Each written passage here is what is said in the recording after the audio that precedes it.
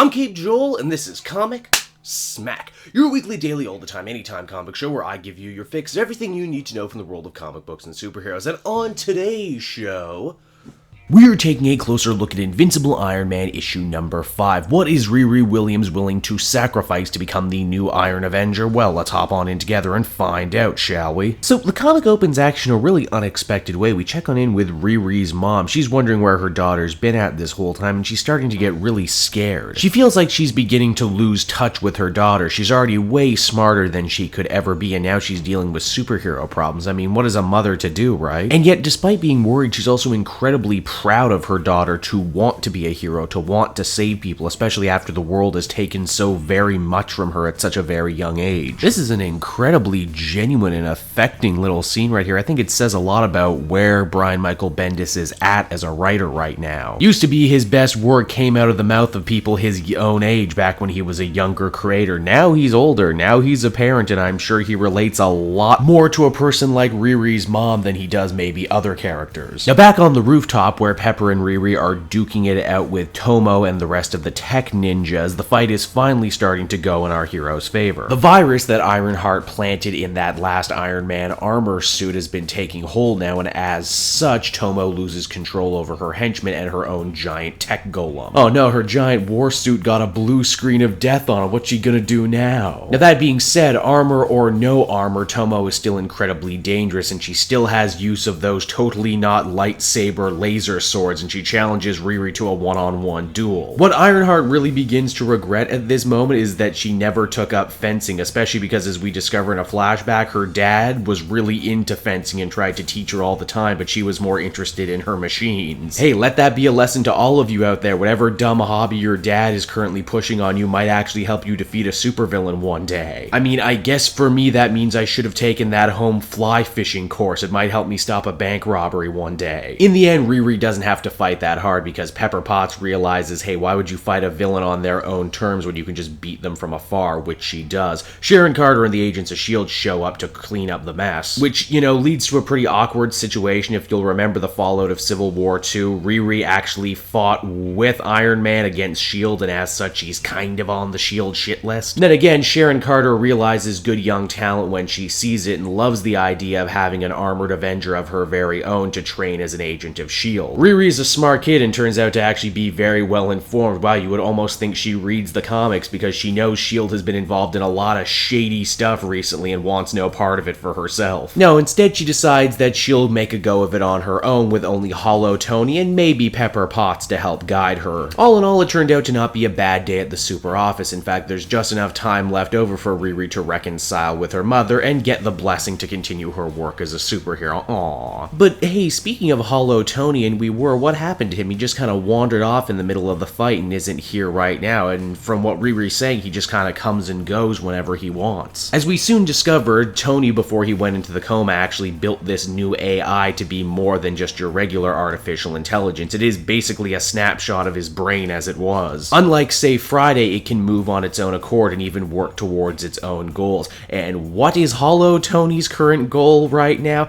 Well, it wouldn't be the first time an AI snapshot of Tony Stark's brain ended up going to the dark side, because now Hollow Tony is starting to think to himself, I'm really efficient in this form. You know who's not efficient? The humans. You know who we should probably kill? All the humans, as the comic ends. Well, there's Invincible Iron Man number 5 for you, and I gotta say, despite kind of dipping there in the middle, I think this comic ended really strong. I like the extra added stuff with Riri's mom. It feels like Bendis was drawing on something very real and very personal when he wrote that, which, when I stop and think about it, is always why I liked Bendis's work and why stuff like Civil War II hurt me so much, because it felt like it was just him going through the motions. I also like at the end of the first arc, we really do have the status quo for Riri all set up, and it's a pretty interesting one. What's not as interesting as the whole evil AI Tony thing, because again, we've been here, we've seen it. We saw it not even that long ago when Tom Taylor was doing Superior Iron Man. We had an AI that he had to fight. Is the idea of a morally compromised Iron Man just so delicious every writer wants to try their hand at at it. That being said, I did enjoy the issue and I'm excited to see what will come next. Overall, I give this issue an 8 out of 10. It was a fun